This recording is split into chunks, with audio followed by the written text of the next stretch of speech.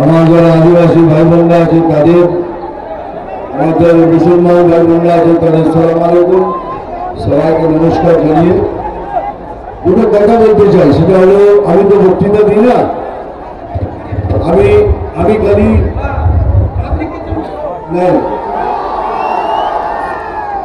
या तो सुनो या तो तुमको सुनते ना बोलो।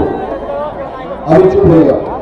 मैं क्या बोलूं, আমি কি বলছি, আমি তো বক্তৃতা দিই না, আমি আমাকে ডায়লগ দেয় উনি পড়ে পড়ে আমি শুনে দেবো, এখানে বক্তৃতা দেবো না, বক্তৃতা দিই না বলবো, কিন্তু একটা কিছু কথা বলতে এসেছি, সেগুলো ভালো করে শুনবেন।